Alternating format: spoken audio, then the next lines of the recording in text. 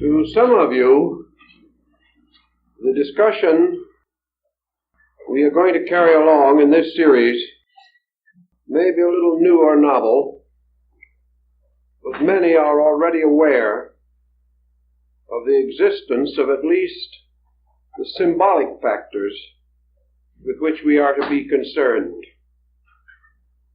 The possible relationship between astronomy and religion has been so often discussed that nearly all Bible students, the students of comparative religion, are aware that such analogies or parallels do exist.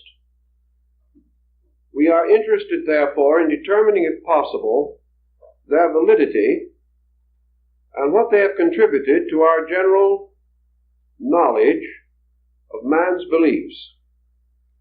Perhaps astrotheology would be a useful instrument as a common denominator of religions, for elements of it and traces of it are to be found throughout the world. In some way, for some reason, and the origins are obscure, these concepts unfolded together with man's religious and philosophical ideas and became almost universal. Now, how does this happen? The most obvious answer lies in the original unity of arts and sciences in the religious life of people. The first stargazers on their tall towers or ziggurats in the land of Babylon, these stargazers were astronomer priests. There was no differentiation between science and religion. We may say that almost certainly sciences were originally cultivated because of their religious content, or for the reason that they helped to support the religious convictions of the people. We know that the temples were the first colleges, and the ancient towers and palaces of the gods were the first astronomical observatories. There is a legend, which some of you may have run across, to the effect that the constellations were named by shepherds, who, watching their flocks at night, and with very little else to do, allowed their imaginations to trace the imageries by connecting stars into patterns, in which some likenesses or appearances to various creatures could be traced. I think these shepherds were the shepherd priests or the shepherd kings of old times, the keepers of the sheepfold, which was the ancient name for the temple. In any event, many words that we use, many terms that we commonly find in our language, arise from the religious, astronomical reflections and contemplations of our ancestors. Actually, as one of the ancients observed, astronomy is the science of the anatomy of the universe. And to a measure, these same ancients believed that the universe was the body of a blessed God. Therefore, astronomy might be termed the anatomy and even the physiology of the body of the deity. This deity being represented as this God who is extended and distributed throughout the infinite diversity of his own parts and members.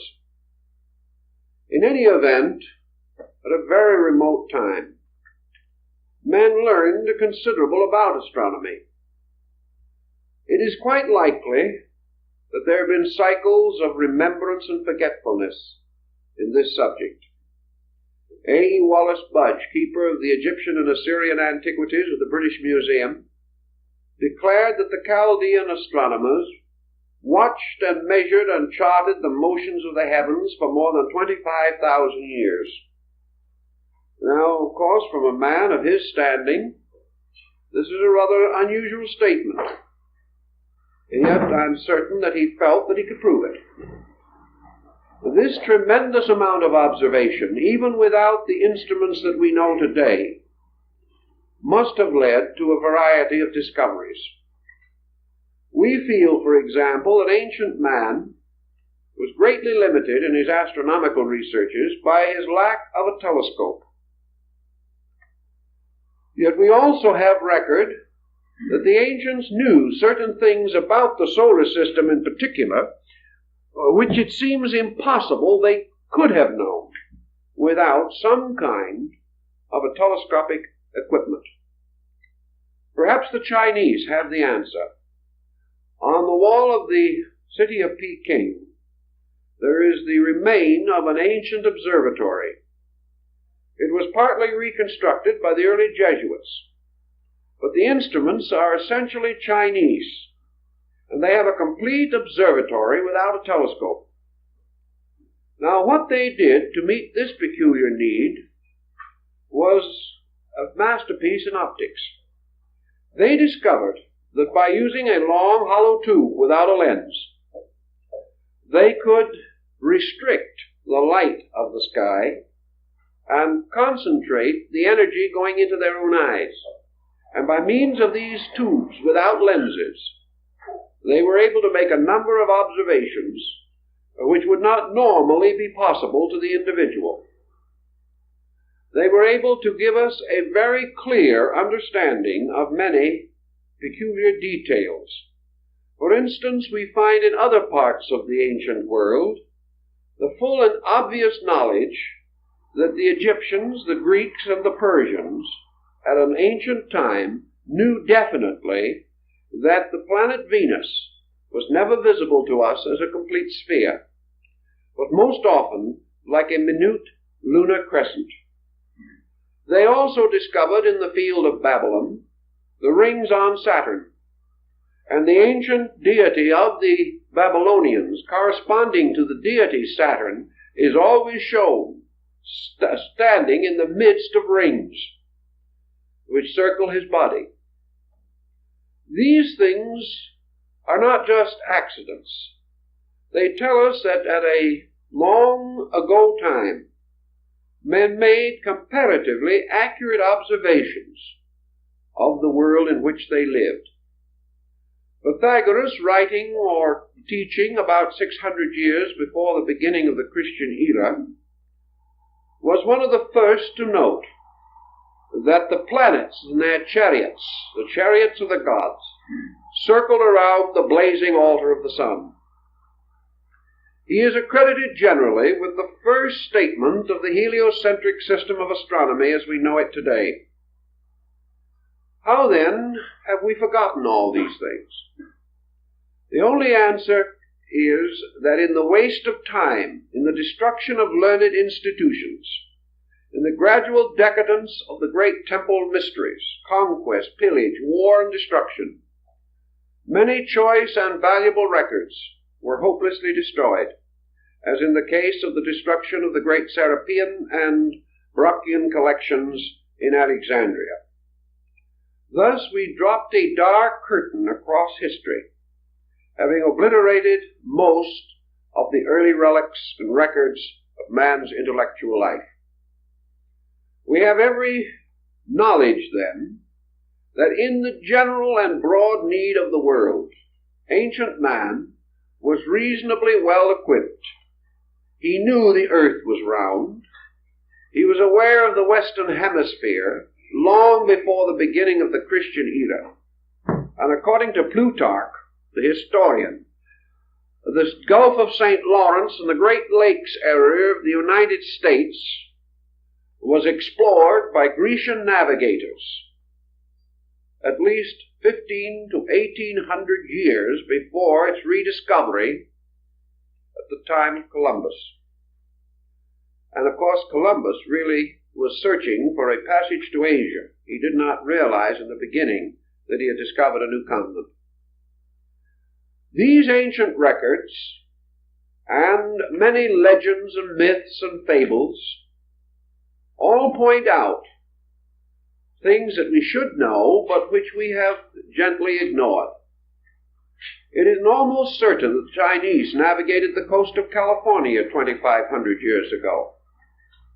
And during the period of Genghis Khan, 12th, 13th century in Mongolia, the Chinese and Tatars were well aware of the Western Hemisphere. We have forgotten a great deal. And we have forgotten a great deal of the source of what we call existing knowledge, and the reason for it. And many things which we consider to be superstitions and legends really developed from a very astute observation of natural phenomena. One thing that ancient man had that we do not have is leisure. Now, the common man of his day, whether he was a builder of pyramids or an agriculturist, probably did not have much leisure. But there was a very broad, deep, scholarly class, particularly the priesthood, then the custodians of all knowledge, who not only had leisure, but an infinite kind of patience, which also runs short with us. This is the kind of patience which will permit a problem to be passed down through 20 generations without impatience. Observations and reflections were not carried on by small groups in a period of months, weeks, or even years, but became the projects of empires and of dynasties and of descents of families, so that one problem may have been labored over for 1,000 years, each generation, each century, bestowing its own fragment of further insight. Thus, by observation with great patience, man accomplished much. Another factor which had something to do with all this was man's dependency upon himself. Today we are no longer dependent upon the faculties and powers with which we were originally endowed. We have supplemented these powers and faculties by innumerable devices, depending more and more upon mechanistic substitution. We no longer need or call upon the resources of our own observational powers. Some years ago, an experiment was carried on one of the American Indian reservations, where it was demonstrated that a certain Indian of reasonable attainments, not a cultured man as we would term one, just a man who lived with his flock, watched them at night like the shepherds of old, and lived as our primordial ancestors lived, this man could distinctly hear a watch ticking in a man's pocket 65 feet away. We have no such power of hearing as this. It's gone, because we have no need for it. The present moment, we pick up the phone and get the correct time. Our entire way of life, when someone wants us to get out of the way on the road, they give us a blast we can hear a mile away. The individual no longer needs these faculties. He does not need them for his survival. He does not have to scent game. He does not have to scent danger. And with the way his smog is now, his senses wouldn't last long anyway. But in any case, he certainly, in those days, had the clearest and most complete possession of his faculties. He lived simply. He ate simply. His foods were not denatured. His life was not filled with unnecessary artificial tensions that close in our modern man. He could contemplate. His mind was not disturbed by the confusions that we know. And while he had his problems and his troubles, most certainly, he lived a simpler way of life. And with this simpler way, he was close to nature.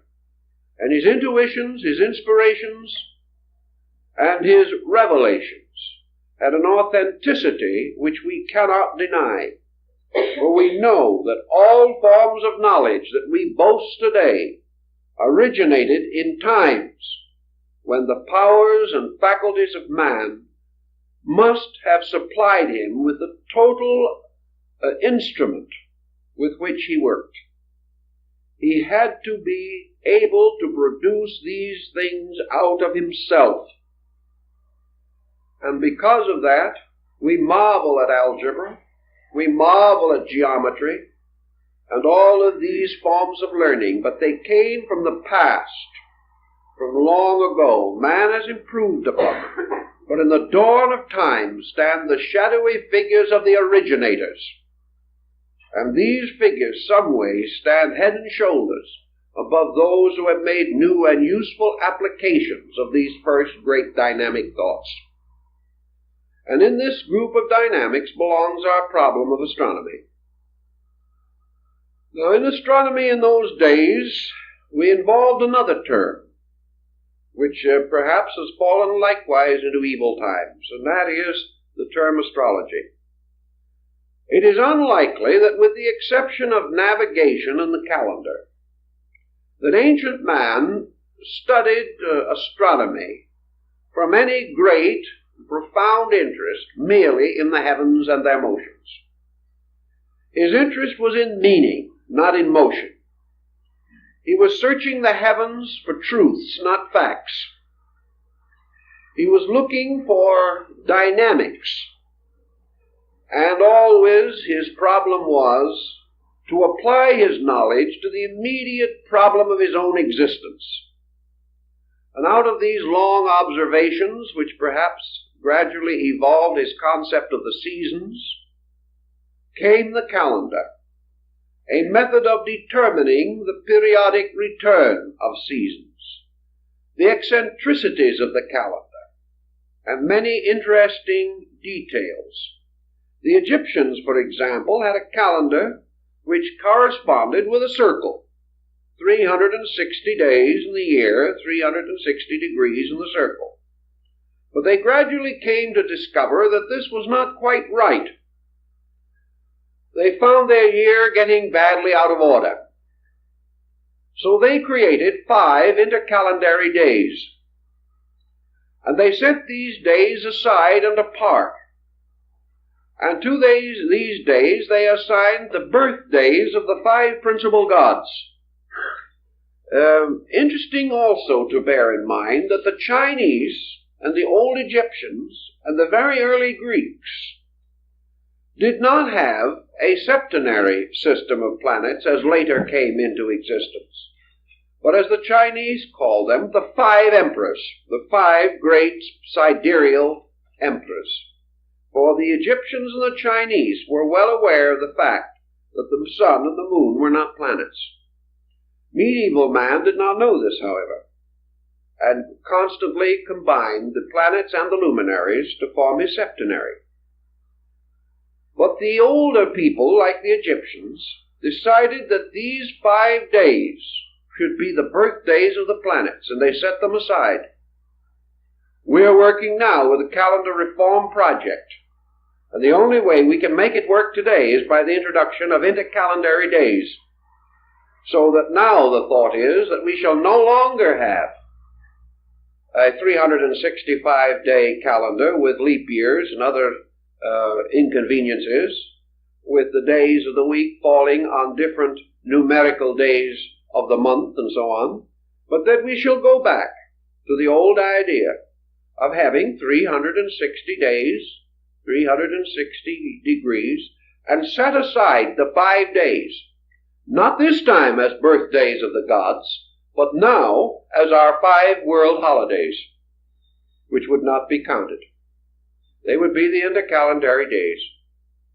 In this way we could simplify many contrivances and problems, but would make life very difficult for astrologers, who would have the problem of trying to determine this equation in correcting charts. Down in Central America, where the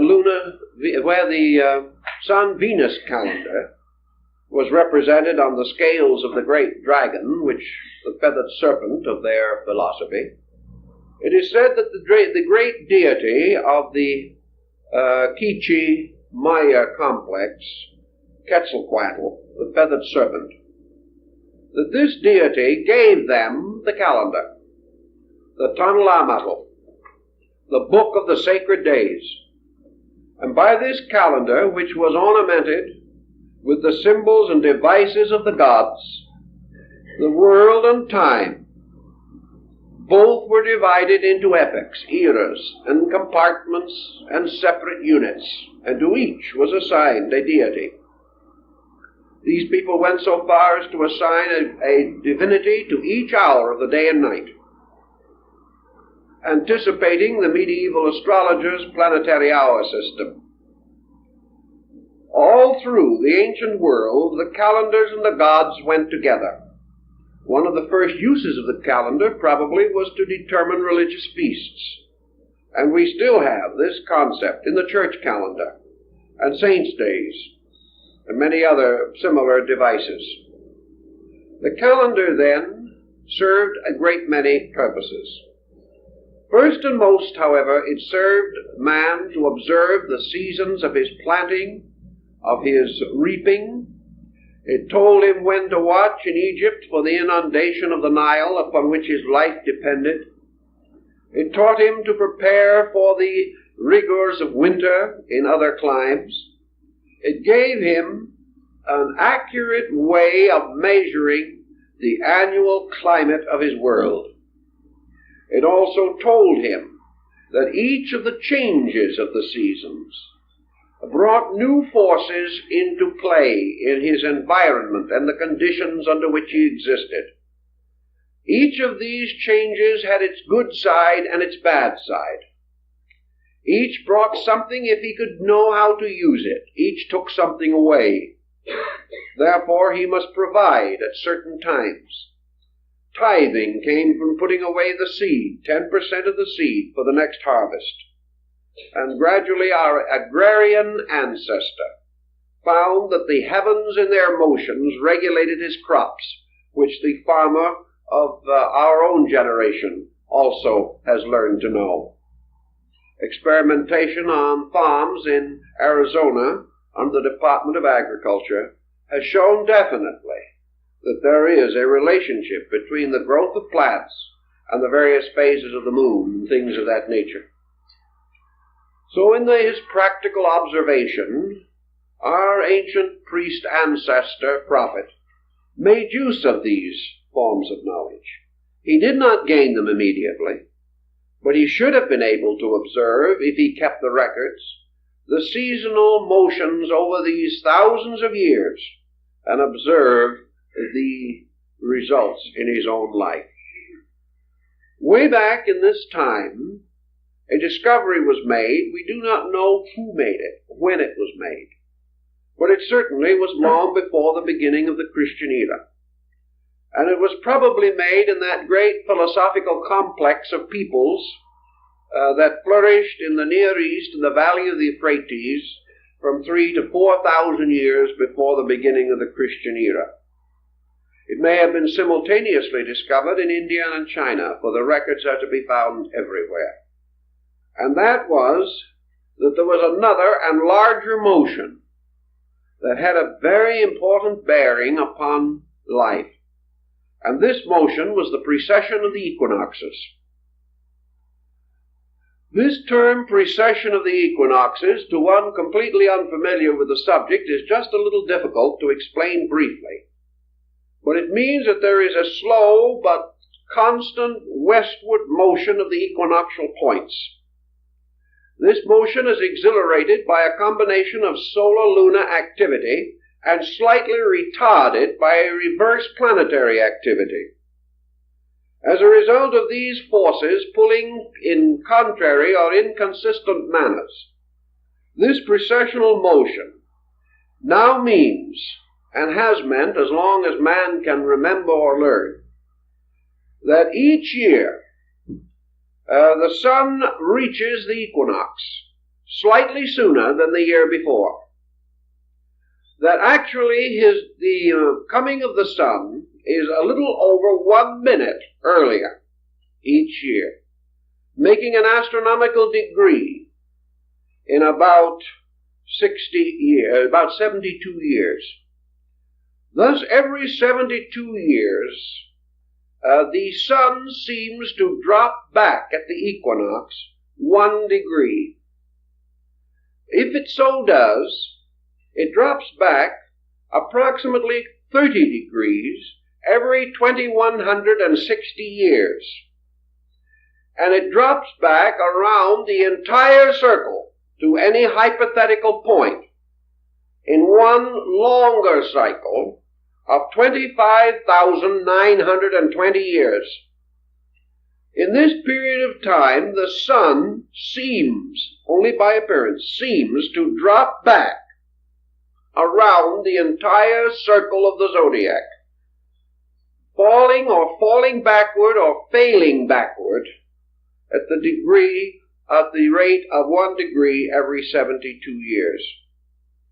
This has been a very important time pattern, and the complete precession of the equinoxes, requiring 25,920 years, is referred to as the Great Platonic Year. Plato was aware of it 300 years or more before the beginning of the Christian era.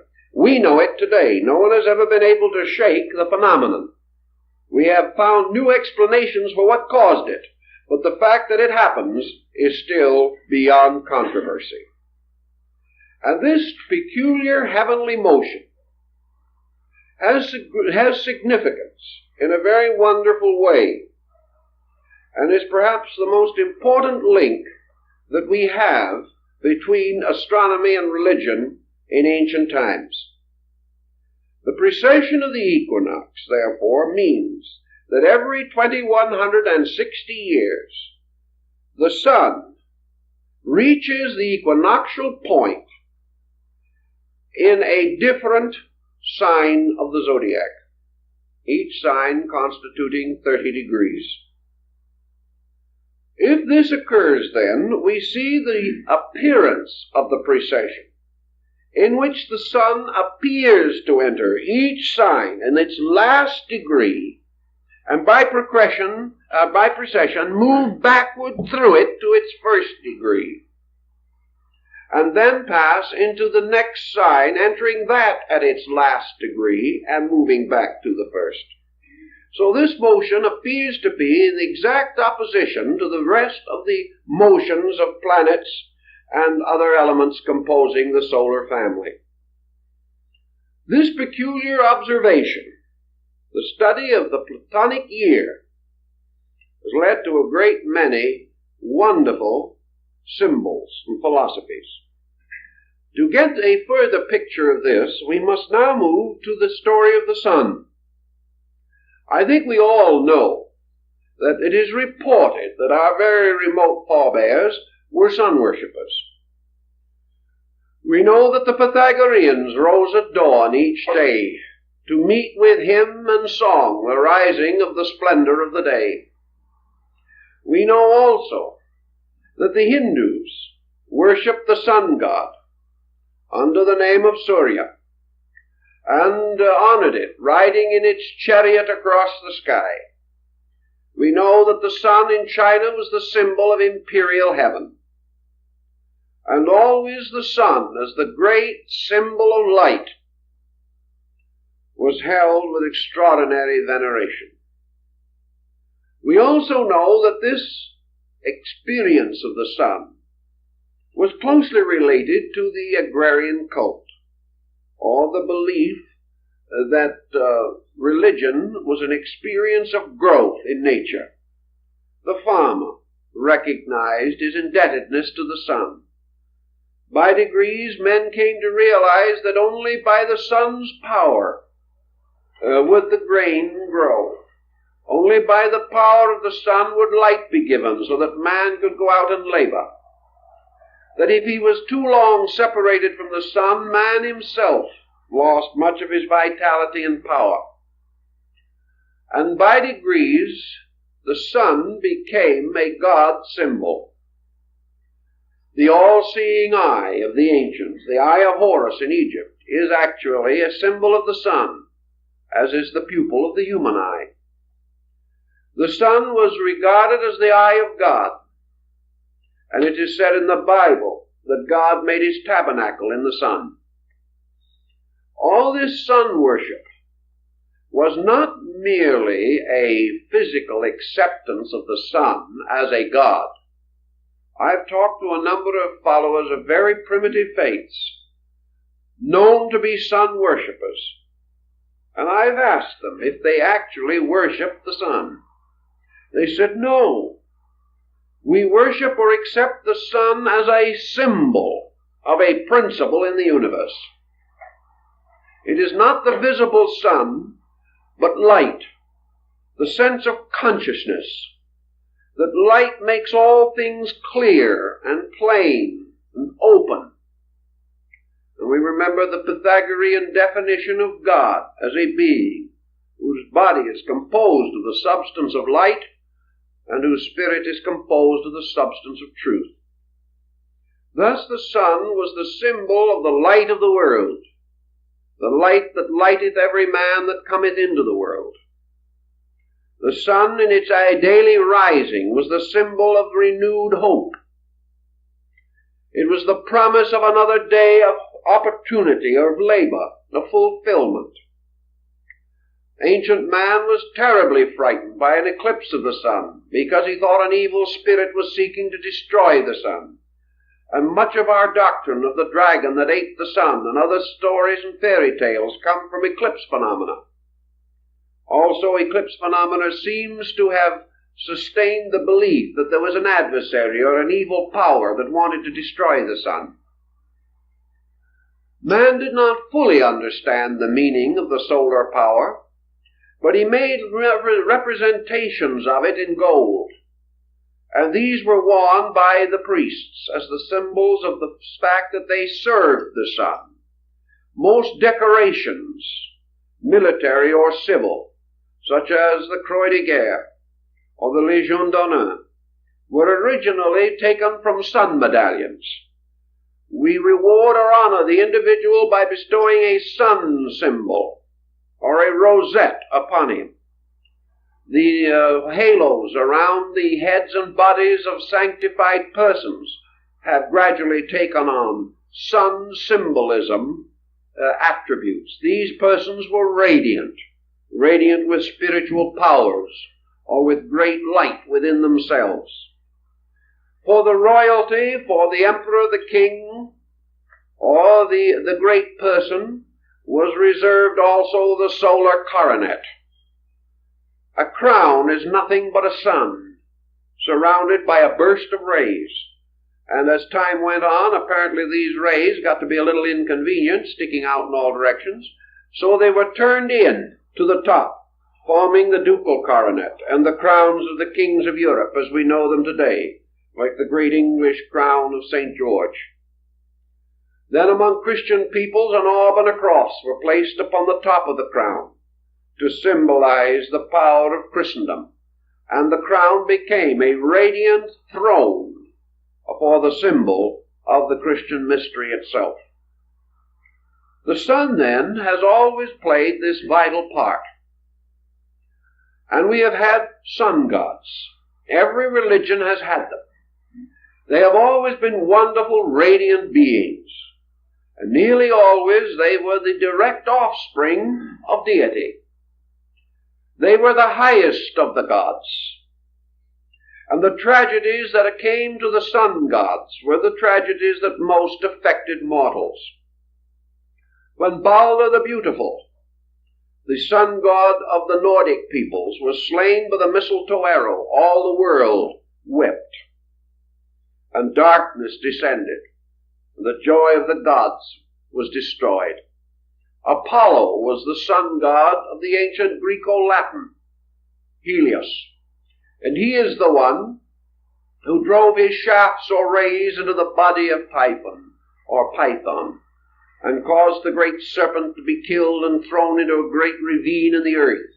And later, upon the site of this ravine, and over the corrupting body of Python, was raised the shrine of Delphi.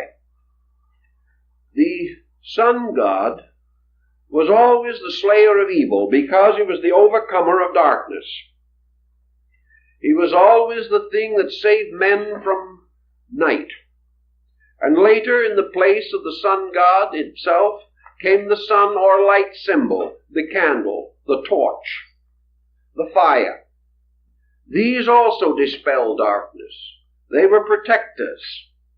And the little candle shining in darkness became the symbol of man's hope and of his faith, and later in great diffusion is preserved to us in the illuminations on the Christmas tree.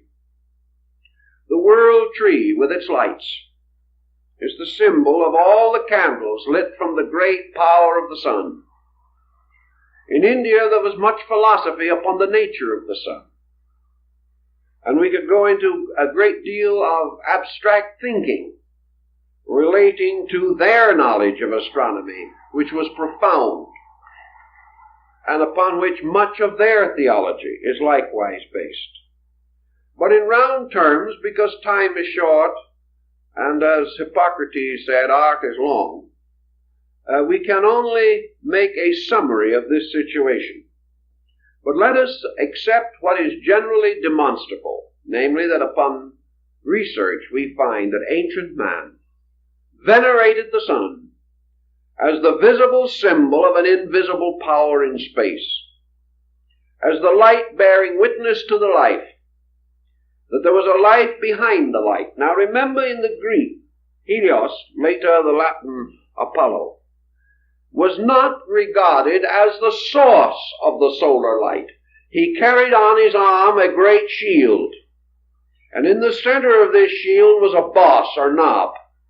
And our modern astronomical symbol for the sun, a dot and a circle, is the shield of Helios, the god. And it was upon the surface of his shield that the sun god reflected the light of space. The ancients did not assume the sun to be the complete source of its own life. They assumed it to be a great focal point in space, which collected the great energies from the field of space and reflected them downward into another condition of space which we call matter. Therefore the sun was suspended twixt space and matter, causing the energy of space to permeate all material things. It's an interesting and dramatic concept. And in their ancient arrangement of planets, the sun was placed in the middle orbit, with 3 planets below and 3 above, or rather 2 and the luminary below. Thus the sun was placed in the midst of things. It became an indicating symbol of spirit, of self, later of soul. It was that which represented finally also man, suspended between heaven and earth. It had numerous philosophical meanings, but wherever it appeared, it became an emblem of life and salvation, of redemption. The wonderful Egyptian Pharaoh Akhenaton created the sect or cult of Atonism, which was the worship of the solar globe, the rays ending in human hands, to raise up or to lift all things, because he had already discovered from the wisdom of his people the drawing power of the sun, that the sun raised water and took it into the sky to form clouds. Ancient man watched these things, and with his own quiet wisdom he knew them well. The Chinese philosopher Lao Tzu tells us in absolutely perfect modern term the entire phenomena of clouds, rainfall, and so on. These things were known, although we have forgotten that our ancestors were so wise.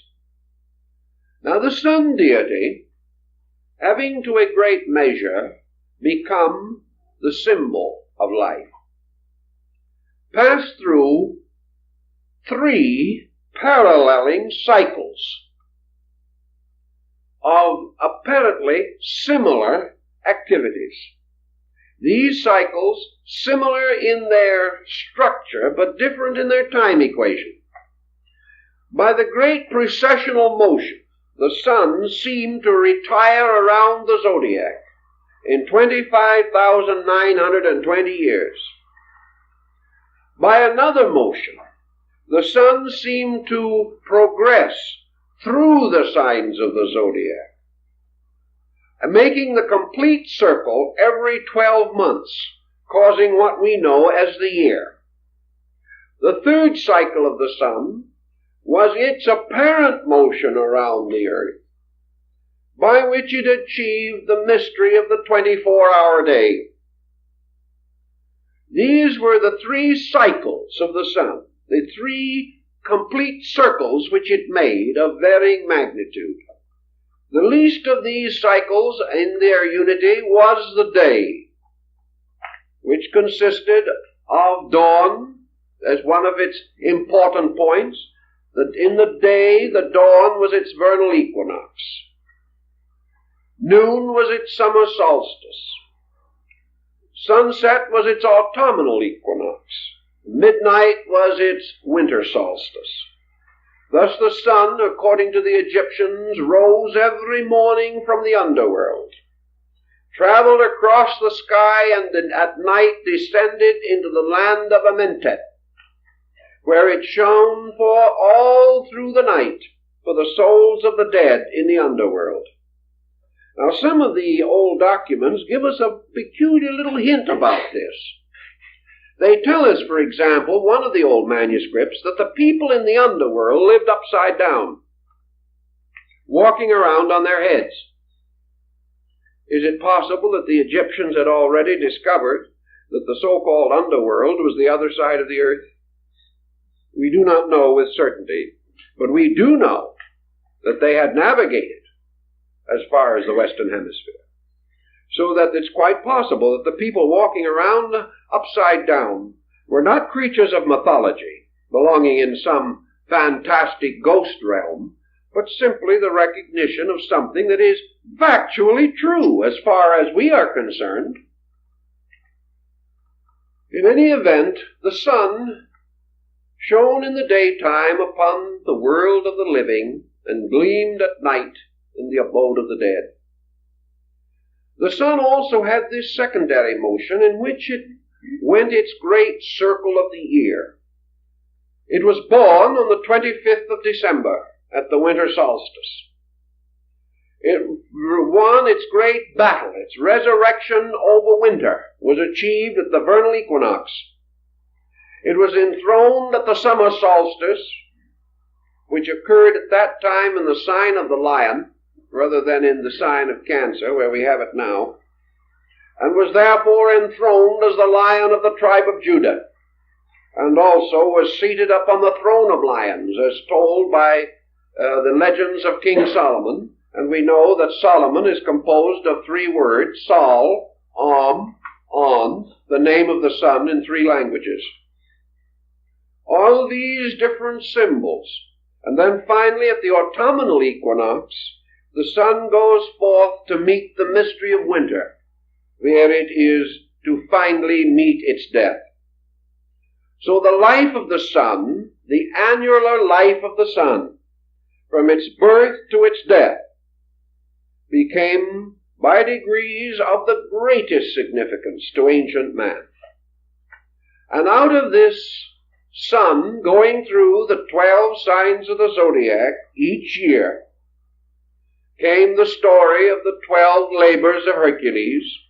For Hercules is a solar deity, as his name implies, and also the wonderful labors of Samson, for the word Samson in Hebrew means the sun man. That we can't escape these implications. There's nothing we can do about them. We know that at the summer solstice he carries away the gates of Gaza. We know also that when he slays the Nubian lion, he enters the sign of Leo.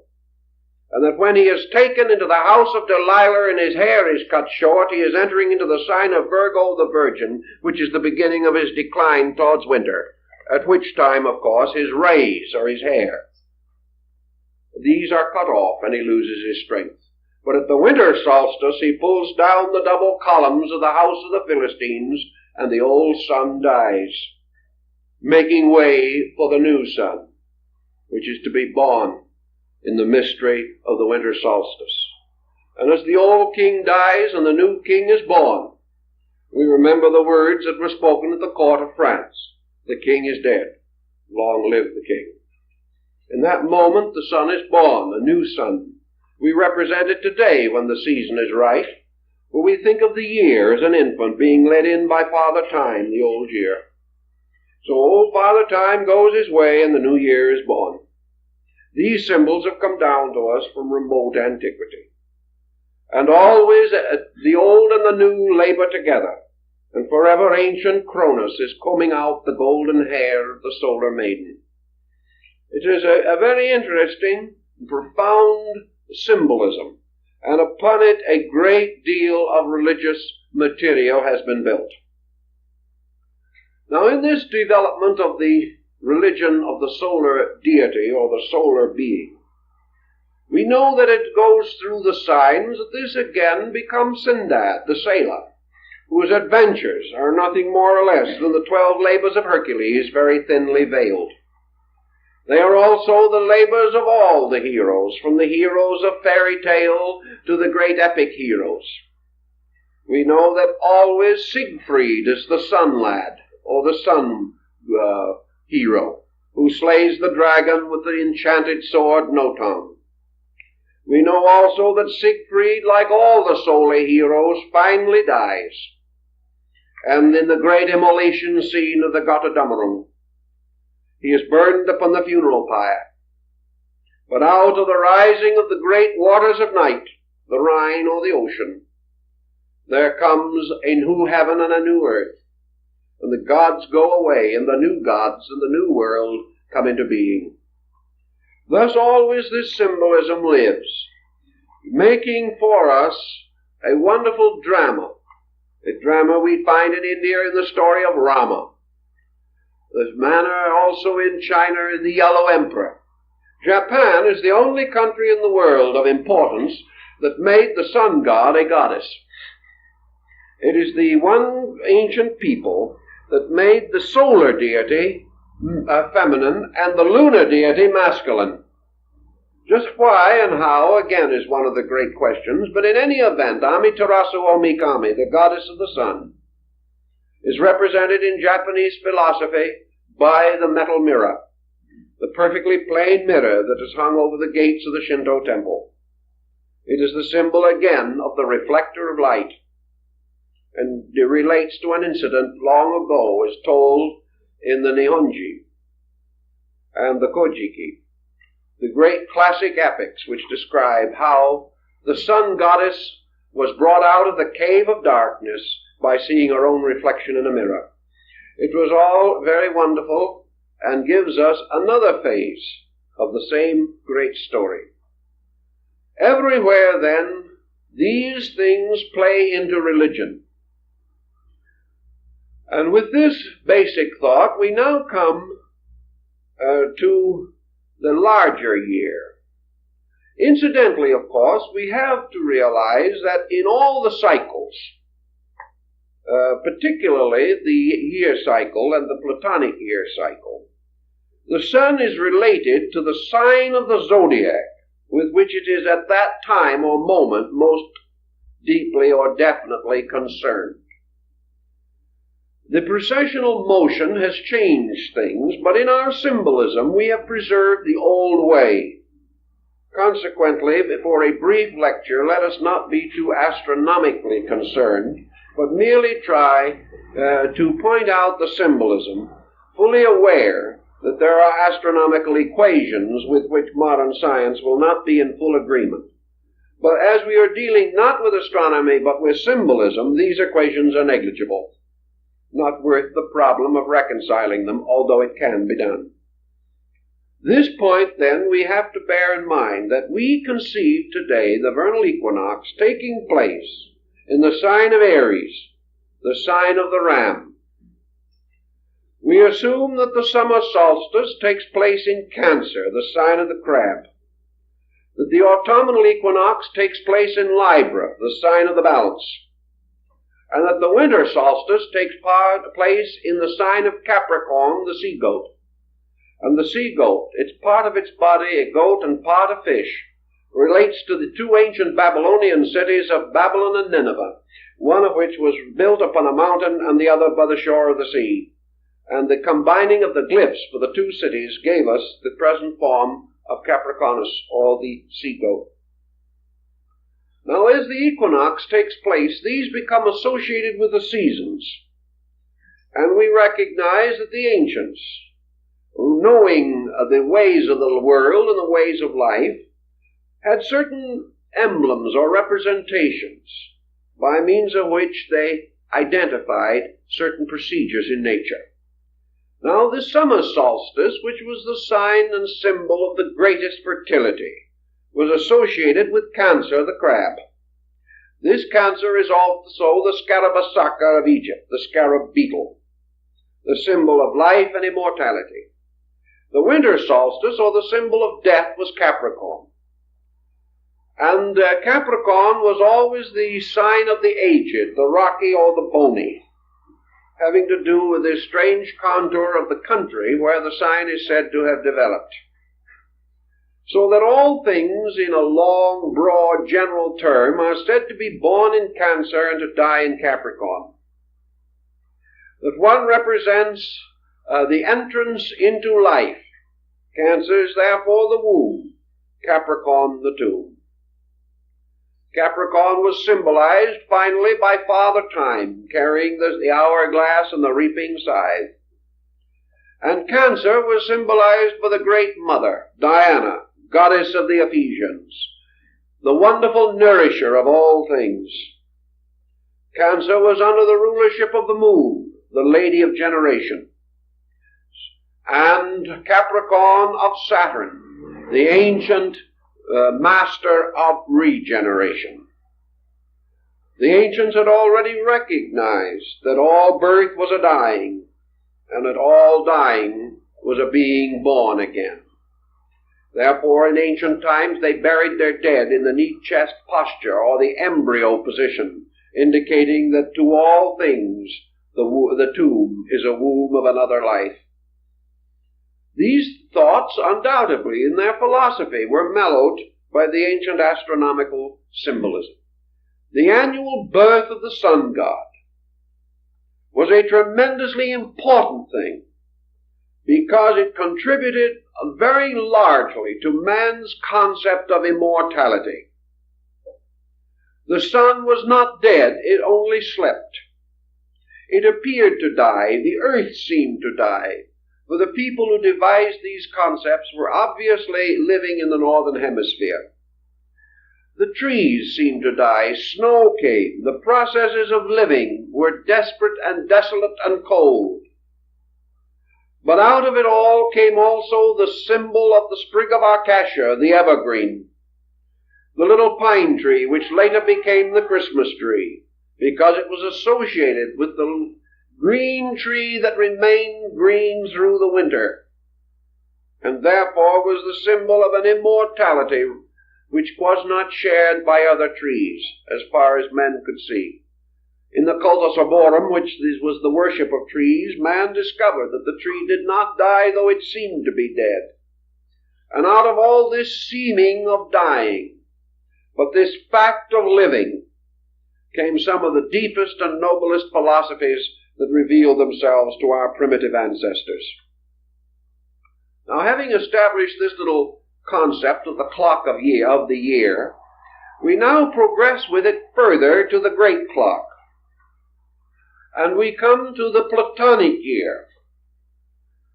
Now the sign of the zodiac, for instance, Aries, the ram, which in our annular zodiac is a month, the sun remaining in this sign approximately 30 days.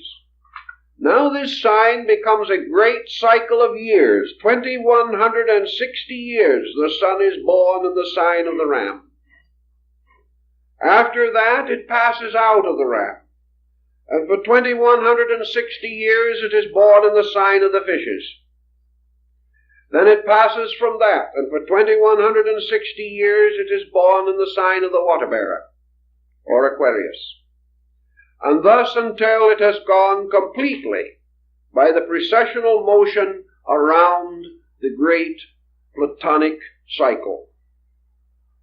Now men took this measurement and they gave to the length of time which the sun is born annually in one sign, they gave to this the term an age. Now we think of an age now as almost any length of time over 20 years. but the ancient was more particular about it. He referred to these cycles, therefore, as ages. The age of the fishes, the age of the ram, or the Aryan age, the age of the water-bearer, or the Aquarian age. And he had names, the Taurian age. All these different periods became ages. And he began to study.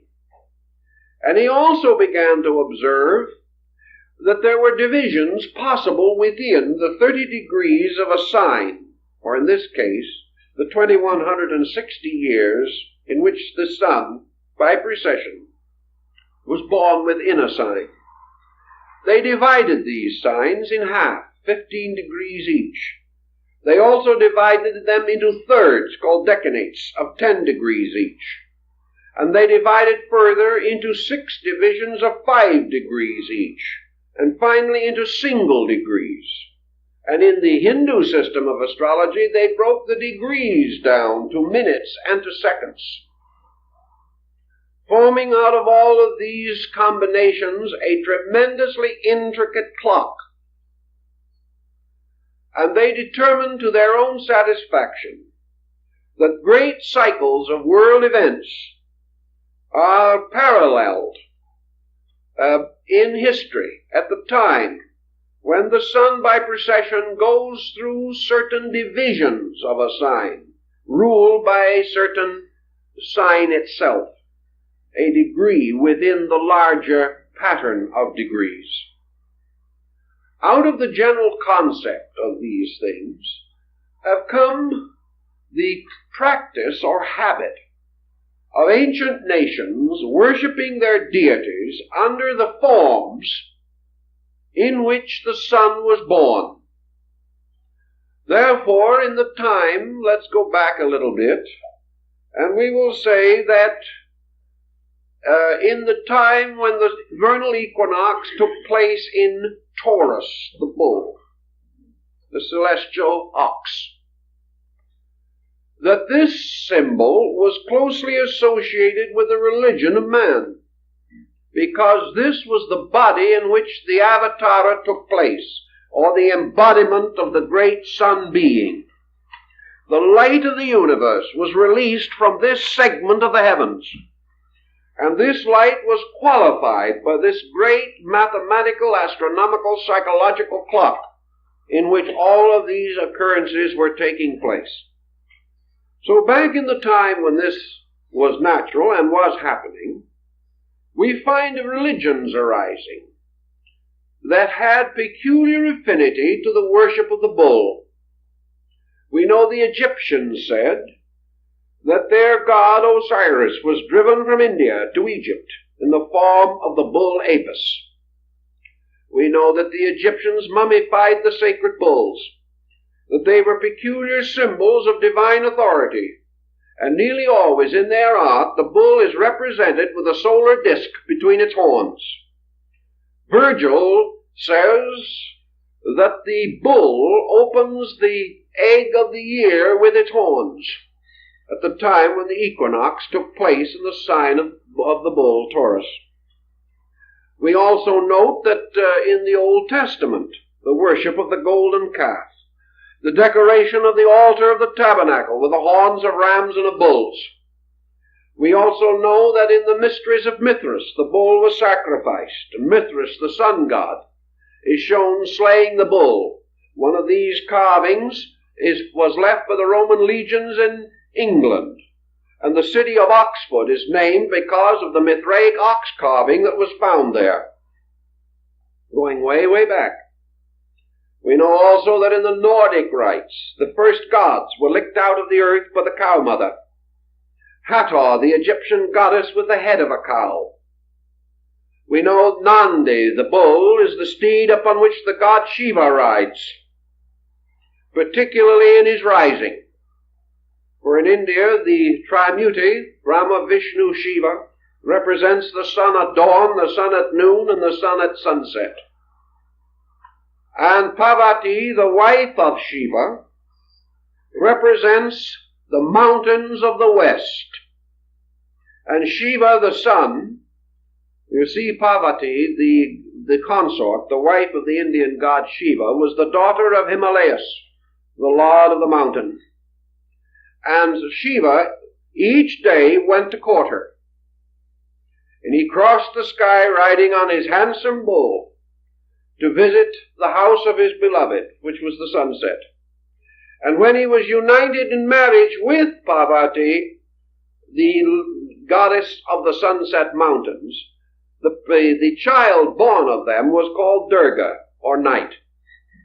So the union of the sun and sunset resulted in night. It's perfectly simple astronomical observation, but it became quite interesting, especially when it is well dramatized in Indian artistry.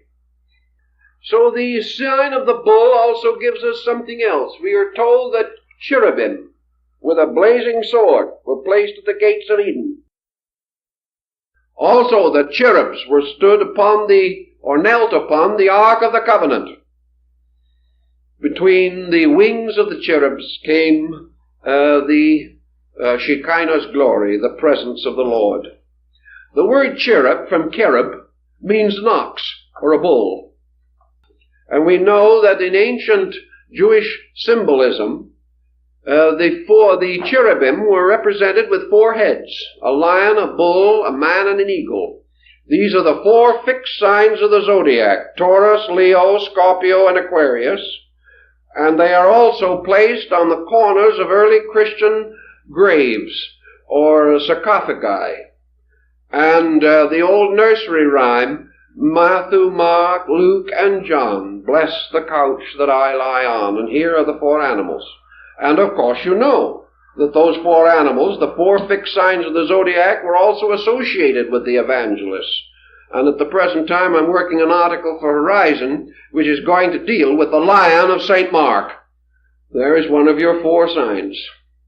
Each of the apostles had one of the 4 evangelists had these 4 creatures, the 4 fixed signs of the zodiac, assigned to them. Thus these symbols go on, and we find them not only in ancient times, but in more recent religious history. Now, after a length of time, 2160 years to be exact, the precession of the equinoxes retired till it reached the last degree of the sign of Aries.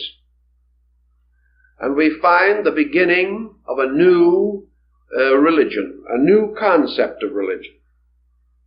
And it is interesting that it should have arisen about 17 or 1800 years before the beginning of the Christian era. For it was at that time, according to the old tradition, that the great mysteries of the Greeks at Eleusis were brought into existence. Perhaps this date is traditional. Perhaps it is astronomical. But the fact is that it served the symbolic purpose.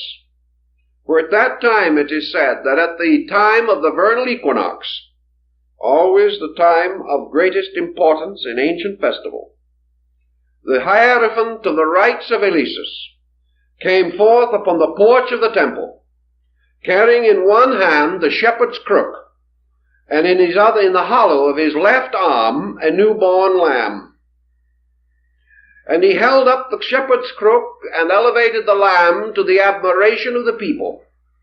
And 1800 years before the beginning of the Christian era, he cried out in a very loud voice, "All hail, Lamb of God, that taketh away the sin of the world." Now this lamb is very interesting. This is the Paschal lamb. This is also the lamb associated with the rites of Jupiter Ammon, the ram-headed god of the ancient Egyptian, Latin, Greek peoples. Also, this was the ram's horns upon the forehead of the crown of the north and south of the ancient Egyptians. This was the scapegoat of Israel. And here also we have the offering of the lamb as an offering to the Lord in the sacrifice of Isaac. We have also many references to the blood of the lamb, purification by the lamb. the heart of the Lamb, the Angus Dei. And we find the rites and rituals of the Lamb and the symbolism of it, Jason and the golden fleece. For the golden fleece was the symbol of the curtain of the mysteries. And this was the wool that was pulled over the eyes of the unworthy. The symbol of secrecy, the symbol of ritualism. The search for the golden fleece was man's search for truth. Here is the lambskin apron of the ancient Masonic guilds of operative masonry in the Middle Ages. Here are many, many symbols dealing with the mystery of the Lamb. And then there came a time when again the equinox continued in its precessional motion, and the sun at the great moment of the equinox moved from the first degree of the sign of the Lamb to the last degree of the sign of the fishes. And when it occurred, when this happened, it entered into the sign which is ruled over by two small fishes. And here we come also to one of the most important points in the entire system of astronomical religion, and that is that the sign of the fishes is the last sign of the zodiac. The sign of the ram is the first. Now someone will say, why? How are you going to divide a circle into first and last? By what strange figuring did men come to the conclusion that Aries was the first sign? The answer goes back to the Vedic researches of India, where it is said that at the beginning of another great age that lasts much longer than the Platonic year, that at the beginning of a very great cycle of 4,320,000 years, that the original first point of a great cycle of time is established by the conjunction of the 5 planets and the 2 luminaries in one sign. This can only occur once in a vast cycle of mathematical calculation. And the last time that the 7 met together was in the sign of Aries, by which another great cycle of calculation was established. They will then separate as now and move at various orbits and times through all the different parts of the heavens, forming innumerable combinations of themselves. And they will ultimately meet again. And in the next time that they will meet in the same element, one sign removed. In other words, Aries is the element of fire. But they will not meet in Leo, which is the next fire sign, but in Sagittarius. So the next great cycle will begin with the conjunction of the 5 planets and the 2 luminaries in Sagittarius, and that will measure another great cycle of world development. Within this cycle come the great yugas, the 4 ages which were known as the gold, silver, iron, and bronze ages of the ancients. All these things were mathematical, astronomical phenomena. But for our present moment, we say that the sign of Aries is the beginning, and the sign of the fishes is the end of the zodiac. Thus these two come together to form an interesting symbolism. And the sun god, or in this case, John on Patmos, describing the mysteries that were celebrated there, the Phrygian rites, causes the great being of the Phrygian mysteries to say, I am the Alpha and the Omega, the first and the last, the beginning and the end. Now, this also has very great interest, because of 2 symbols particularly associated with Christianity. One is the fish. The first symbol of the Christians was a fish. And in Rome they recognized each other by drawing the shape of the fish upon the sand. The name for fish was an acrostic on the name for Christ. St. Augustine says that Christ was a fish broiled for the sins of man. It's a very interesting symbolism. So we find Christ standing, calling the apostle, and saying, "Follow me, and I will make you fishers of men." The miracle of the fishes, the drought of the fishes, the miracle of the coin in the fish's mouth, many other miracles that relate to the story. And Jesus, in speaking, going forth upon a ship on the Sea of Galilee, the water symbol of the fish is very interesting. One of the ancient deities came forth out of the sea as Dagon, or the fishman. And the bishop's mitre of the Christian church is a fish's head on end. These things are important, for here we find a transition taking place. And at this transition of sign, the rising of a faith which had as its principal symbols the two principles, or two ideas, the Lamb of God and the Fisher of Men. The fisherman's ring is the ring of the Pope. The symbol of the papacy was the great fisherman, named from Peter, who was referred to not very long ago in a book called The Big Fisherman. He was the fisher of men, and this was the symbolism. Now, if you look in your zodiac, you will find that directly across from the sign of the fishes is its opposite. Each sign has its opposite, there being 12 signs. And the opposite sign to the fishes is the sign of Virgo, the Virgin.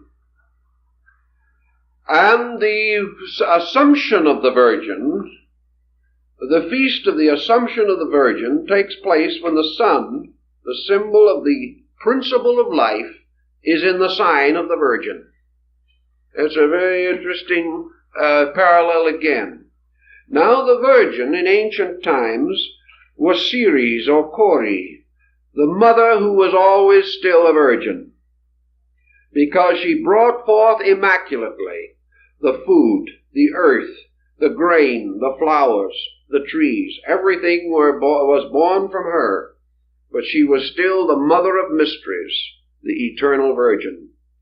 She was Isis, the mysterious being whose veil no man could lift.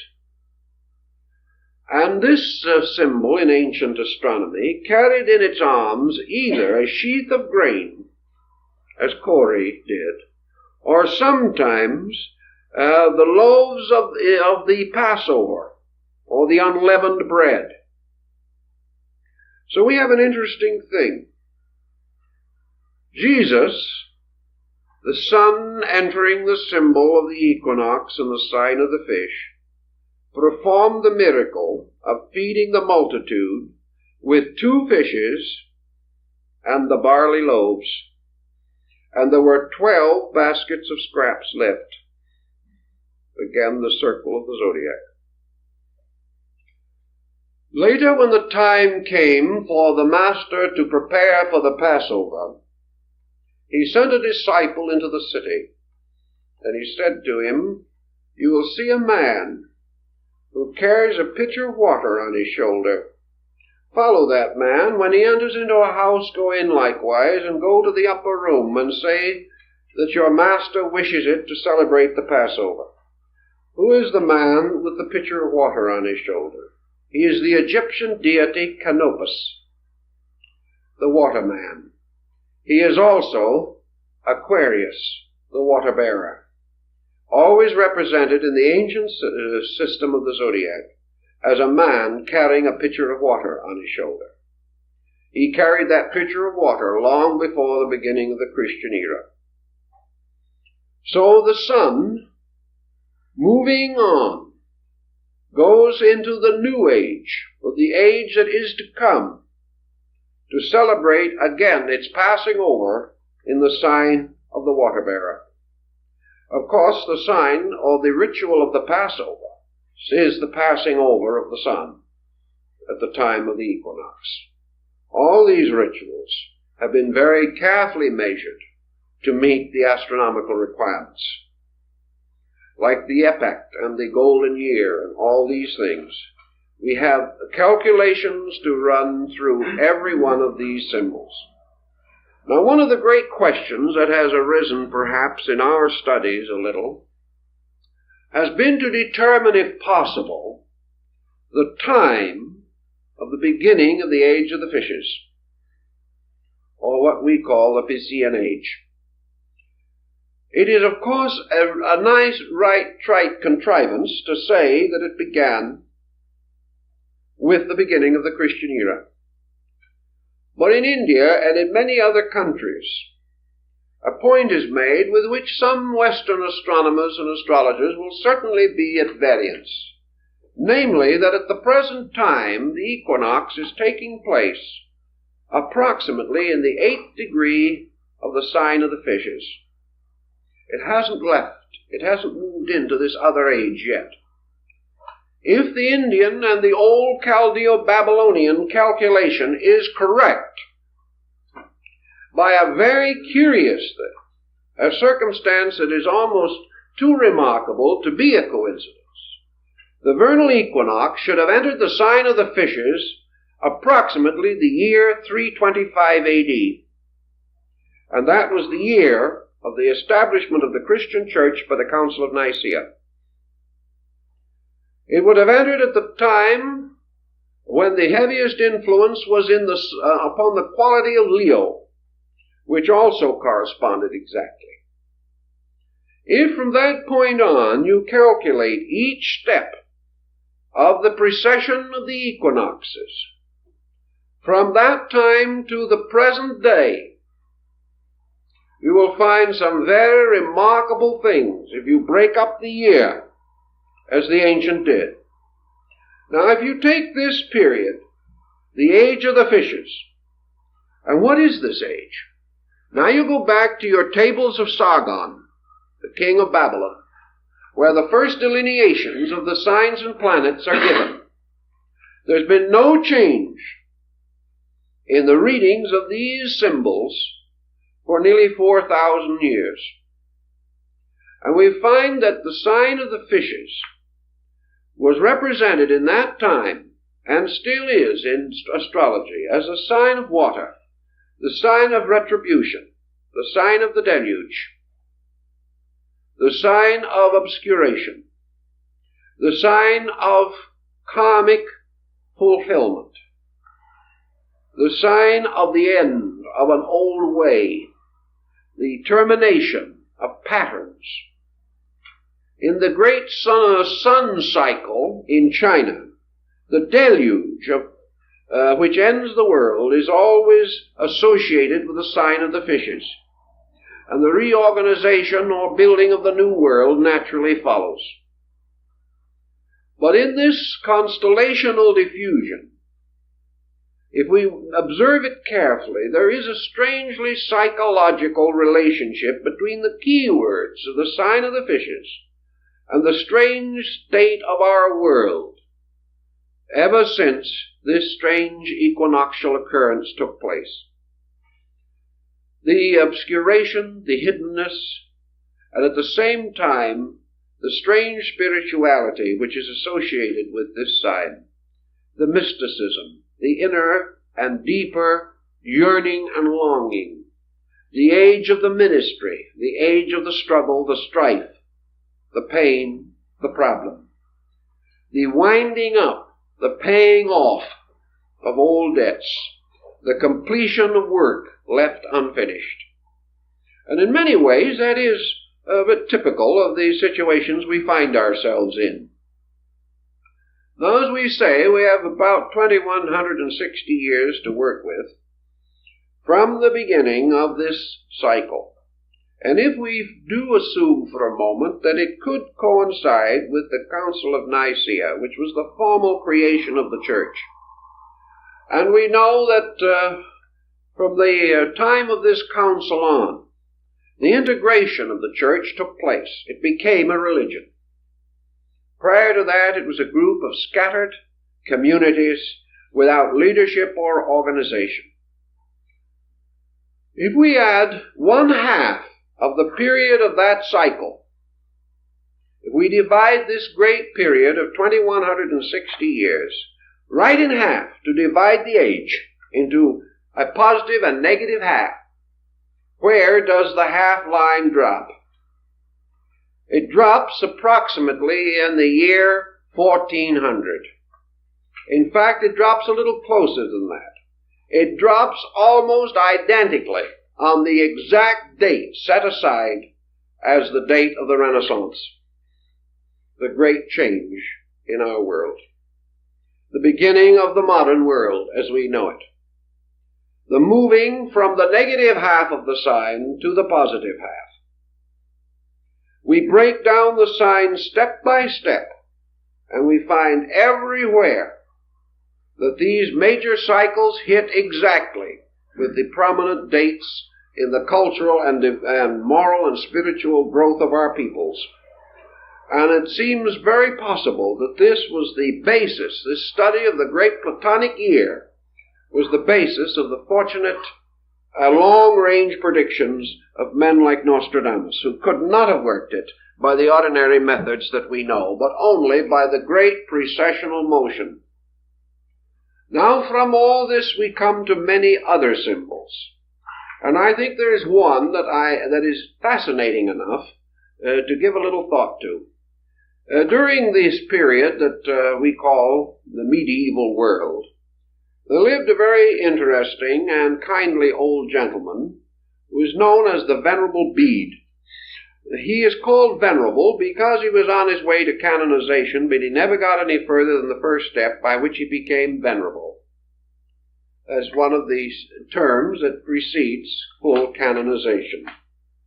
Now, the Venerable Bede was a very pious soul, and he had a great sorrow in his heart, something that he just could hardly bear, and that was to contemplate the motion of a pagan heaven over a Christian earth.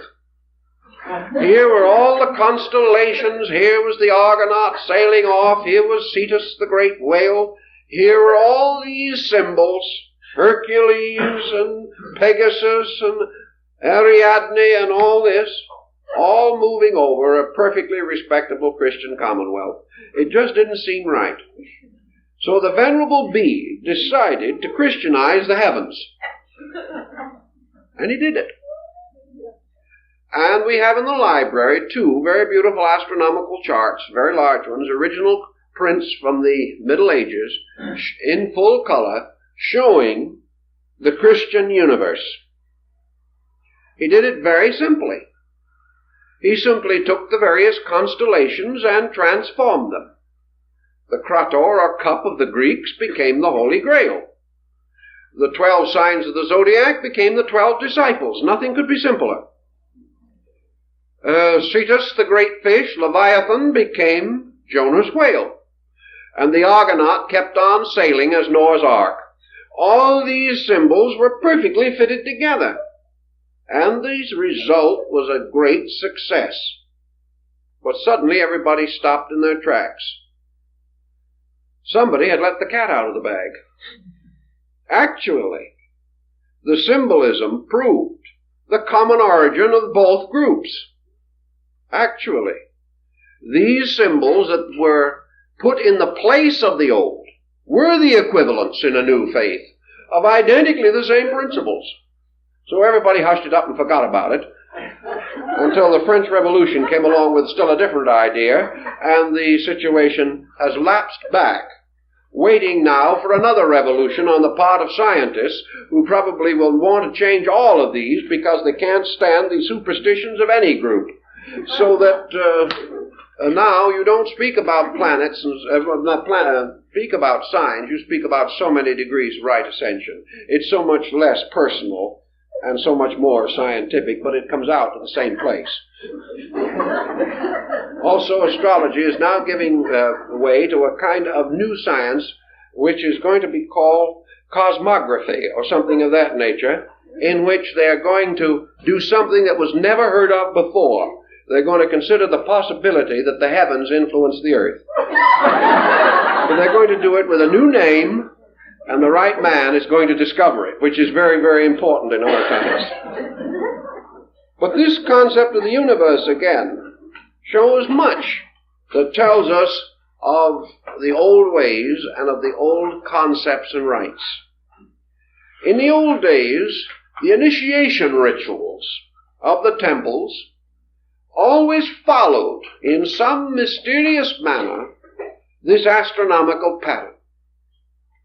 Apuleius, for example, in the Metamorphosis, describes his own initiation into the mysteries as far as he can. Then he says that to preserve his vows he must be silent. But he does explain that at one degree or part of the rite, this candidate is enveloped in a blue cloak, covered with stars and constellations, to indicate that he is being lifted up into the higher parts of the universe. Apuleius also tells us that in one of the degrees of the mysteries he beheld the sun shining under his feet at midnight, which is a very interesting point, looking very much as though somebody knew something about the astronomical theory, because theoretically at midnight that's approximately where you might expect it to be. Also he describes the rituals, and he follows very closely the description given by Porphyry in his Cave of the Nymphs, which is an interpretation of one section of the Odyssey of Homer. And he describes the cave of initiation, in which you descend under the earth and come into a room, the ceiling of which is made to represent the sky. And there are two entrances, one on each side, and you descend a set of steps. You walk across a common ground and ascend out to another set of steps. And the point of entrance into this underworld is called Cancer, and the point of exit is called Capricorn. And the adventures, wanderings, and terrible experiences of the candidate seeking initiation represents the motion of the sun through the signs Leo, Virgo, Libra, Scorpio, and Sagittarius. Now, if you can imagine placing Cancer at one gate and Capricorn at the other, and going down now to the point between them, you will find you have sort of tipped your celestial globe, so that now the bottom point is represented by the sign of Libra, which is now between the two. Cancer, Leo, Virgo, Libra. Scorpio, Sagittarius, Capricorn, you're out. So that Libra is placed at the center in the bottom. The sign of Libra is the scales. Here the soul, descending into the underworld, comes into the judgment hall of Osiris, where his consciousness or his conscience is weighed upon the scales in the cyclostatia. The ancient peoples only had a zodiac of 10 signs at one time in a very remote period. They had no sign of Libra, and Virgo, Scorpio were one sign. And that is still indicated by the general shape of the two, except that in one the end of the M-like figure turns up, and in the other it turns back.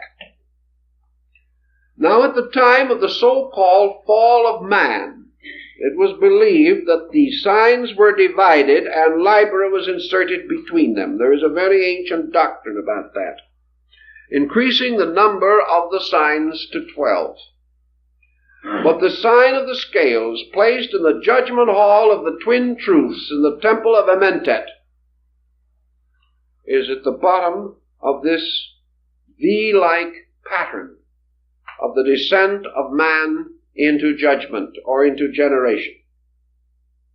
This judgment or testing in the mysteries follows very closely the entire cycle of ancient times and the ancient initiation ritual. Now, there is also a very interesting story relating to the human embryo. For if the embryo is twisted inward to form its equivalent to a circle, the embryo, which has at the beginning, as you realize, a caudal appendage resembling a tail, looking very much like a highly developed polywog, this structure, if twisted into a circular form, equals 3/4 of a circle. In other words, it takes 9/12 of a circle to do this.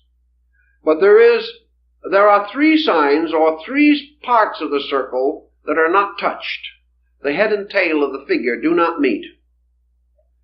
Therefore, this occurs to us in our Old Testament symbolism under the story of the broken wheel.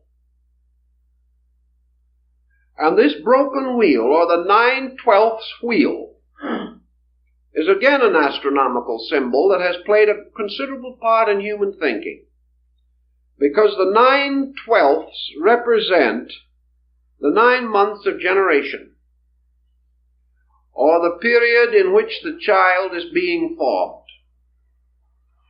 The 3 missing signs, or the broken spokes of the wheel, or the missing rim of the wheel at that point, fulfills the rites of the Eleusinian mysteries. For the Eleusinian mysteries were given in 2 sections, the 9 lesser and the 3 greater rites. The 9 lesser rites being the symbolical rites of generation, the 3 greater rites of regeneration. Therefore, by 9 months and 3 degrees a man is made perfect.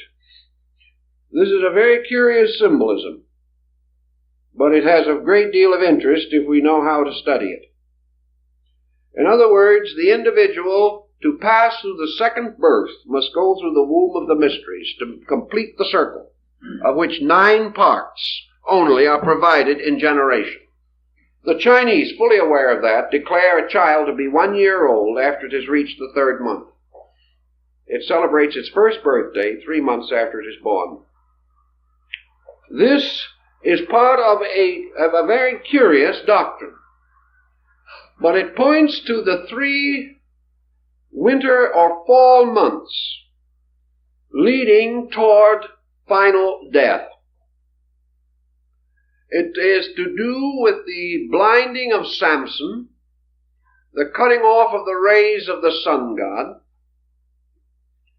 Also has to do, as Leonardo da Vinci points out in his astronomical calculation of the Last Supper, for the painting is a very strangely astute piece of work. And each of the apostles and each of the positions and groupings, you will find the apostles are grouped in triplicities, exactly like the signs. And the sign of Scorpio is assigned to Judas. Now, why should the sign of Scorpio be assigned to Judas?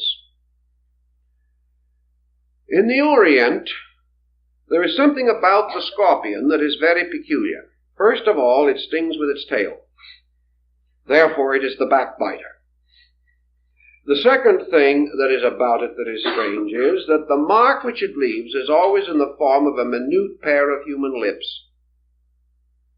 The kiss of death. The kiss of betrayal. So that was the sign that was used to signify the destroyer, Typhon, who is also responsible for the destruction of the good god Osiris. The sign of the scorpion, however, in the ancient rituals has 3 meanings. 3 creatures have been assigned to it down through the ages. And depending upon the one that is selected, you have some concept of the true meaning of it. The scorpion is one sign that is associated with it. The second sign that is associated with it is the serpent. The third sign that is associated with it is the phoenix.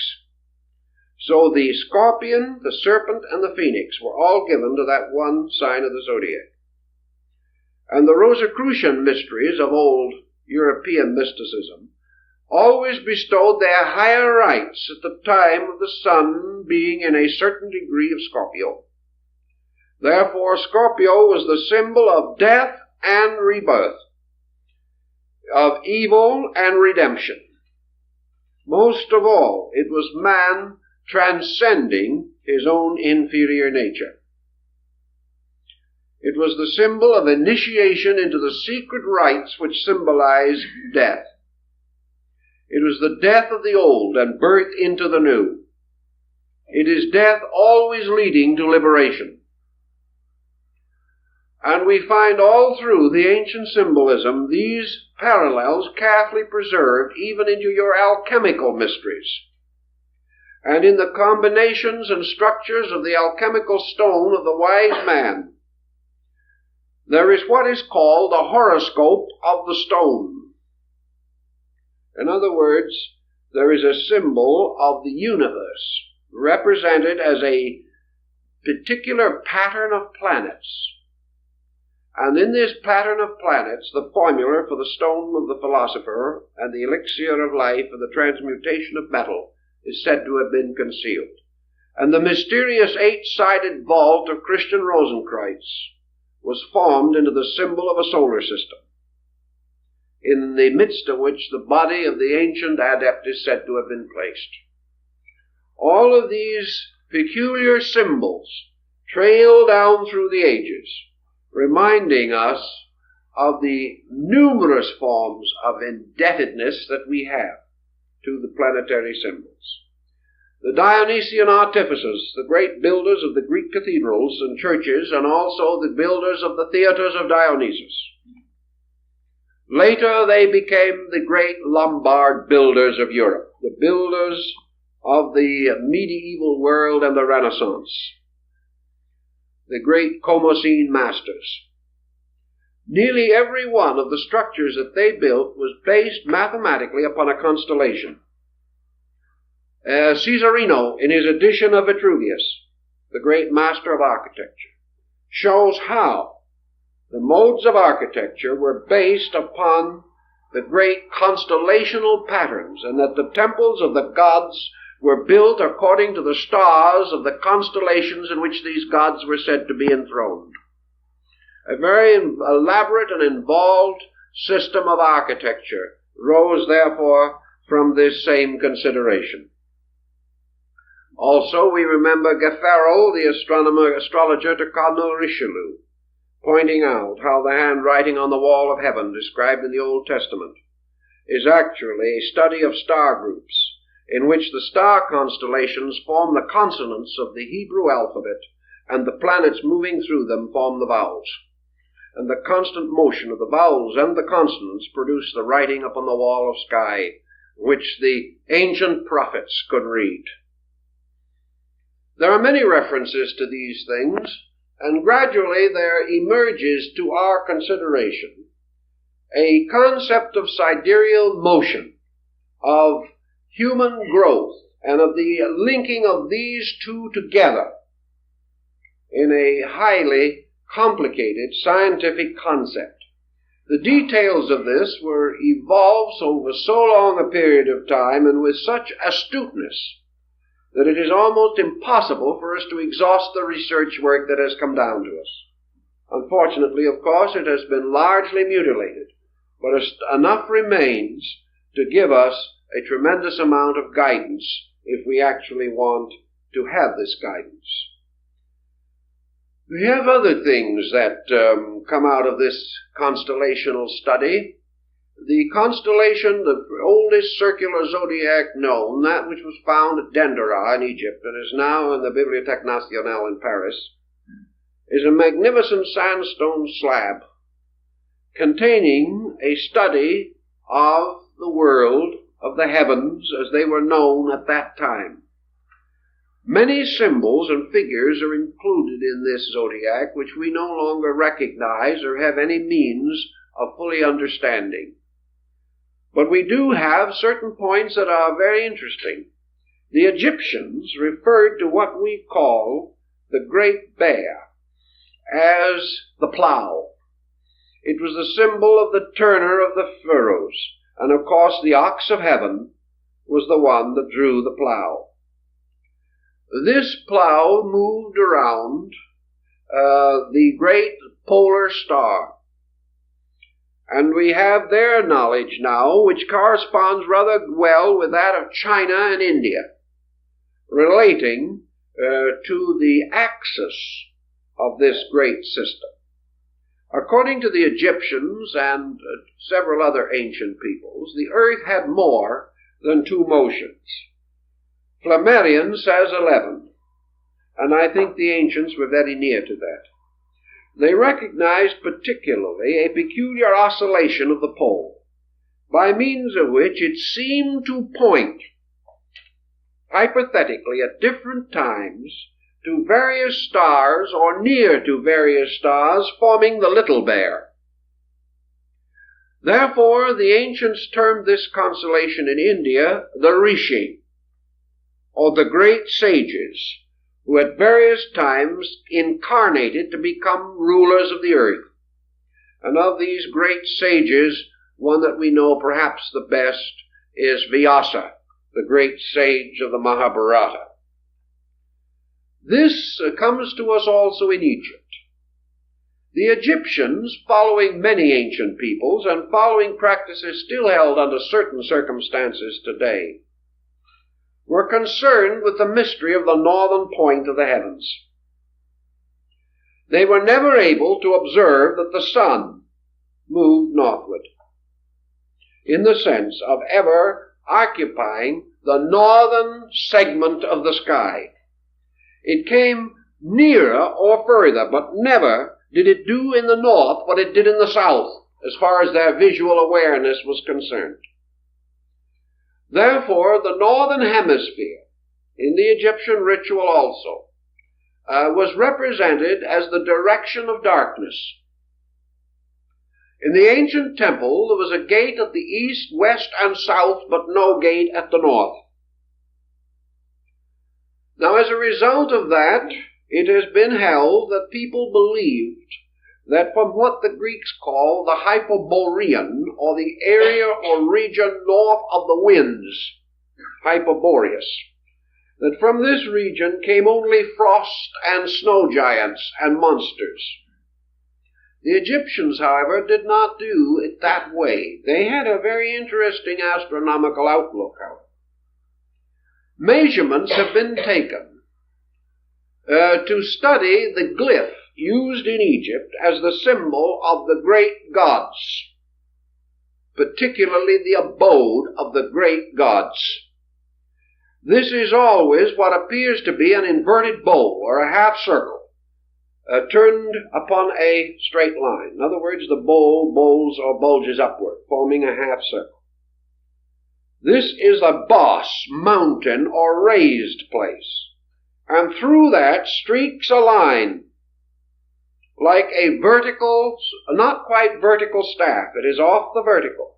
And at the upper end of that staff is a little flag symbol, just like a little banner, a quadrangle, apparently of cloth or something. The sign of a deity was always the staff with the flag, probably because in those days great and honored persons were accompanied by bearers of devices, heraldic symbols, much like the knight-errants of the Middle Ages. But the thing that has always amazed students of Egyptology is the reason why in the abode of the great gods this flag staff cuts at an angle into this mountain or this mound. So somebody, for no good reason, perhaps it was Lepsius or one of the other early Egyptologists, began to study the inclination of this flag.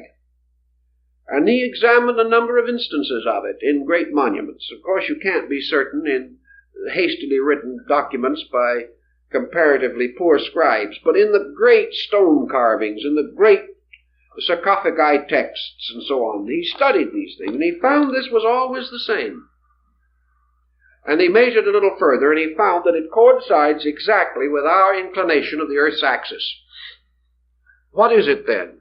This mountain and this flag represents the North Pole, which was the abode of the gods, the great gods, that dwelt in silence. And in Egypt there was no symbol, no emblem, and no figure for the great gods.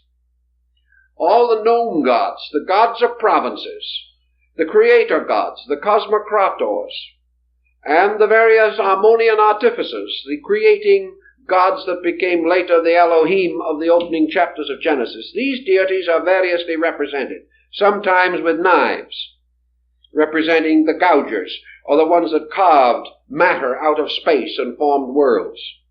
Sometimes as Ptah, the potter of Memphis, forming the globe on a potter's wheel. Always the concept of the potter's wheel and its turning, however. They seem to be aware of that motion in their ancient rituals. A little later, further research indicated that on the great figures of Osiris, the plumed double crown of the North-South Empire was always worn at the same inclination. So the crown of Egypt corresponded in the inclination in relationship to the vertical, corresponded with that of the flag inclination on the mound, and also with the polar inclination. So here was an adornment, a symbol, tying to another principle, the principle of the pole and the polar mountain. Also, we know the Great Pyramid, by its orientation, was an astronomical marker of some nature or kind. The complex of pyramids have been regarded as probably the elements of a vast sundial system, similar in some ways to the complex of stones in England at Stonehenge, which was used by the Druids to determine the exact moment of the winter solstice.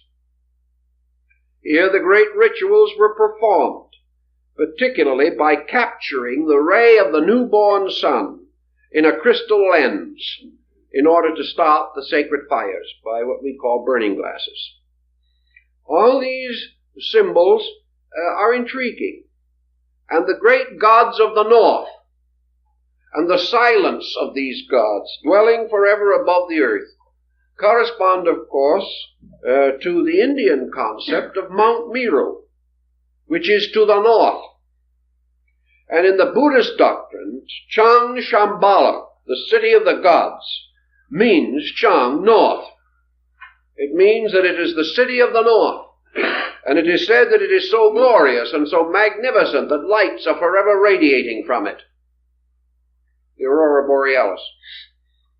This house of the gods in the great north corresponds to the entire great concept of primitive Aryan myth and ritual. The ritual brought down from India along the migrations of the Aryans down the Indo-Gangetic plain long, long ago. Nor can we say that other peoples were not aware of these things. In your Central American complex of cultures, your pyramid builders and so on, you have great consideration given to the north and to the mystery that is hidden there, and the recognition that it has to do with the secret source of the universe, the great darkness from which light came.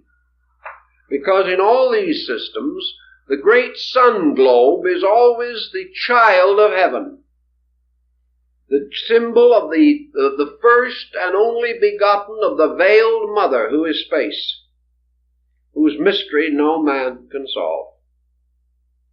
The sun gods then go into their infinite diversity of activities. But always the sun god is a child of fatality. And we have another interesting group of legends arising which are called the myth of the dangerous child.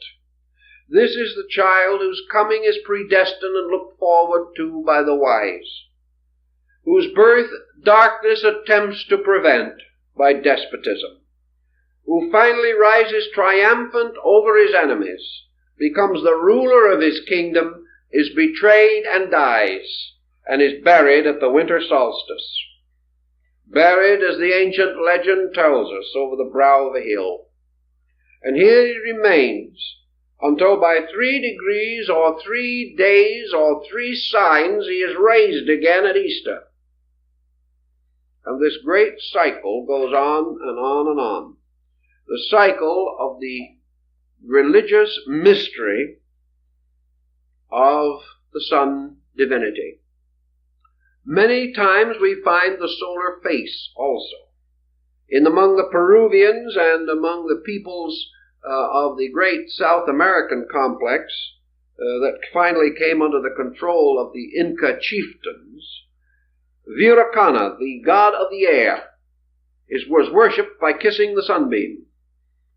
All you did was face it and kiss the light, and that was your adoration for God. The symbol, the supreme symbol in that area, was the great golden disk of the sun.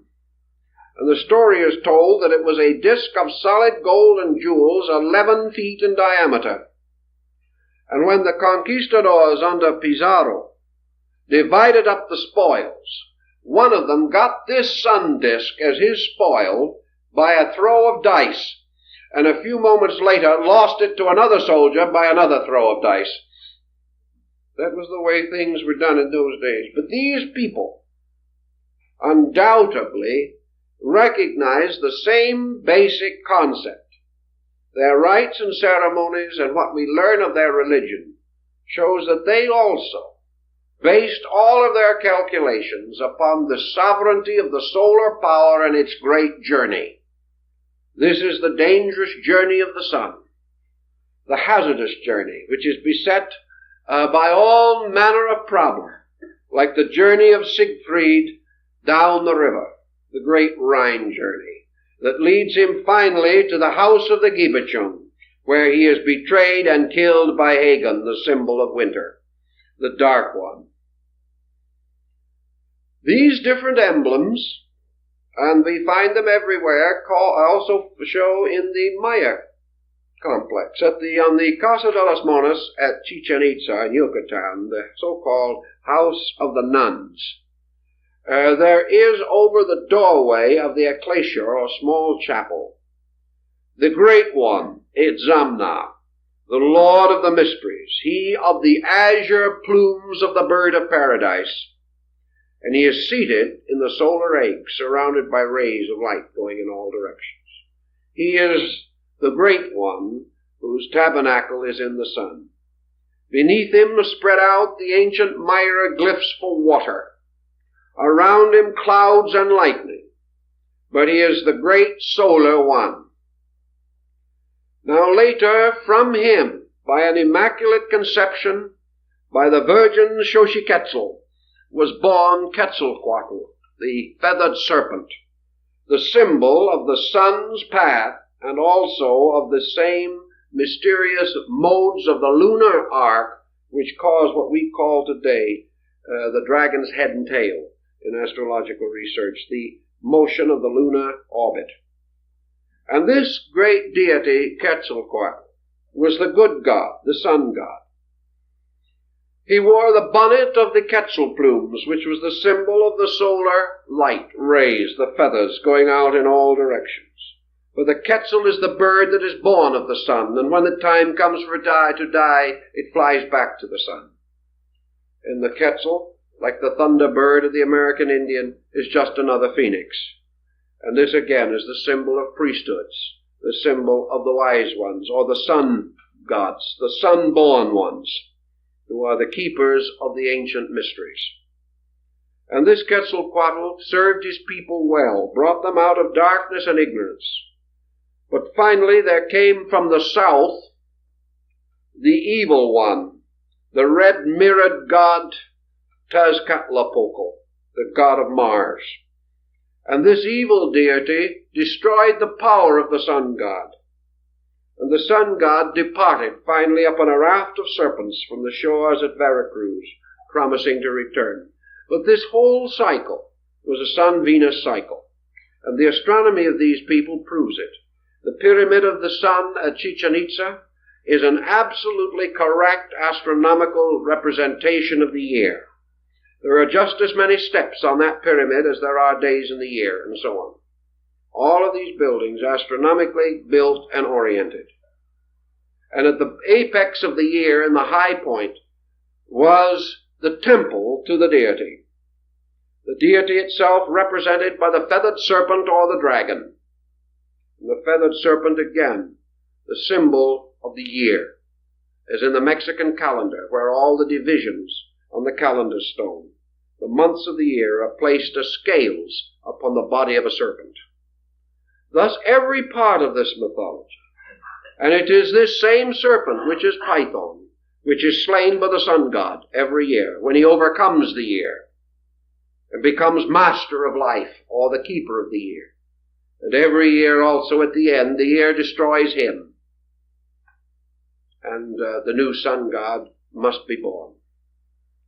So out of all of these concepts, perhaps you will have some general idea of the part that astronomy has played in religious symbolism. Now, we do not say that astronomy has given the meaning, but we do say that it has constituted the convenient symbolism and has rationalized and made authentic the outer structure of the mystical philosophy that is based upon the inner meaning of these symbols. And as we go through the series, we will try to explore that also, to find the ideas that are behind the use of these symbolic forms. But I'm afraid for that you're going to have to wait till next week.